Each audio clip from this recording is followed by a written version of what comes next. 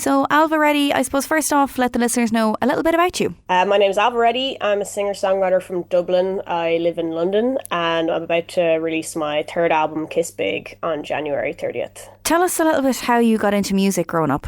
I started playing piano when I was a little kid. I always wanted to play guitar because I think all the bands I was listening to, I was really into like punk rock as a little kid. All the bands I was listening to were playing electric guitar, so I begged and begged and begged to get guitar lessons and started teaching myself. Eventually my parents caved and got me a few guitar lessons. Yeah, I kind of went from there. I was always writing songs from when I was like 10, even though I had never been in any way, writing these really dramatic songs as if I was going through a breakup. But I had never even kissed anyone, obviously. I was like 10 years old. So always writing from then. And yeah, I trained to be a teacher and stuff. So at some point I realized that I should just give music a go. And was there someone that inspired you to get into music growing up? Was there someone, I suppose, within your family, or are you the only person within your family that can sing? Definitely, like everyone really loves music. I have an uncle who used to play guitar with me. He was played all the trad kind of songs in pubs. I suppose that was the first time I ever performed, was at family parties when I'd play along with him. But I wasn't really a singer then, I was mostly a guitarist.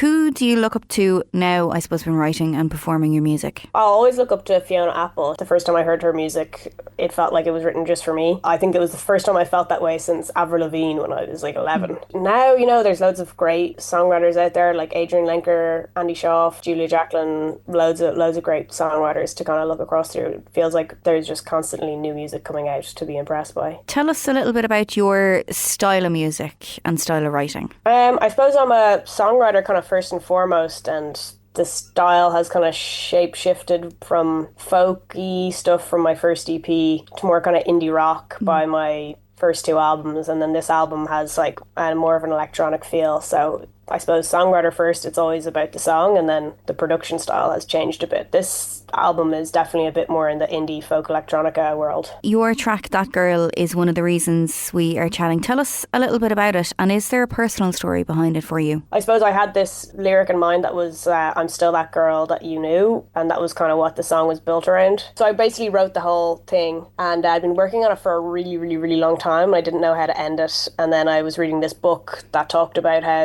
it's all about women growing older and how there's this massive pressure and finding yourself lost in relationships and not knowing who you are anymore. Then there's this quote that says you'll never be younger than you are now and now and now. And I suppose that felt like a cool way to end the song. That's all about trying to tell the other person that deep down, even though you've changed so much on the surface, you're still that person that they met when you were 23, 24, even though a lot of time has passed and on the surface you've changed a lot. That there's still that kind of core person underneath, and how you can kind of lose yourself in a relationship, and when you leave it you're trying to sift through the debris and find out who that person is underneath again. That track is from your upcoming album Kiss Big, and it's set for release on the 30th.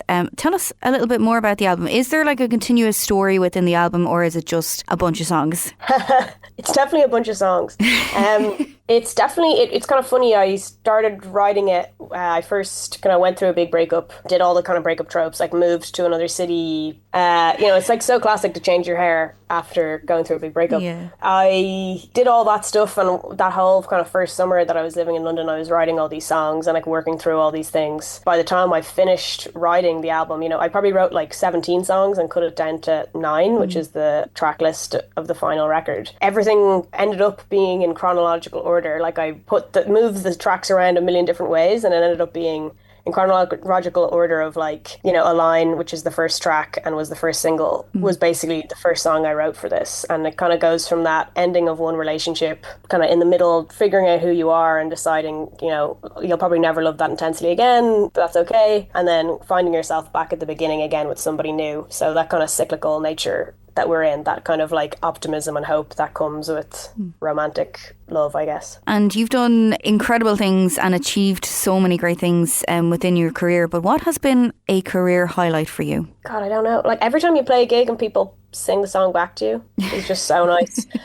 like, even if, I played a show in Philadelphia in November, and, I didn't expect anyone in Philadelphia to know me. And there was one person there who just was like, oh, I've been following you for years and I love your music. And like, those moments are always highlights because you just don't expect when you're in a city like all the way across the world that anyone will care about your music. Every time that happens, that's a career highlight. Like, I could talk about like being nominated for a Choice Prize or playing certain festivals and stuff, but the real thing is just you're in a completely random place where you expect nobody to know you, and there's somebody who just has connected to your music in a way. And when every time someone tells you that your music is like that they've connected it with it or it's become their own in some way, that's kind of mind-blowing every single time. Is there anything else exciting that you're working towards or that's happening over the next couple of months that you can tell us about? Well, I'll be playing some shows, which will be really nice. I'm doing some in the east coast of the States, and then I'll be doing London on the 21st of April and Dublin on the 8th of May and Galway on the 7th of May, I think. It'll be really nice to do all the shows. It'll be especially nice to do the shows at home. And where can people find you on social media to stay up to date with everything? Ailbhe Reddy, Ailbhe is everywhere. No one else has that name as far as I know, so it's pretty easy to find me once you get the spelling right.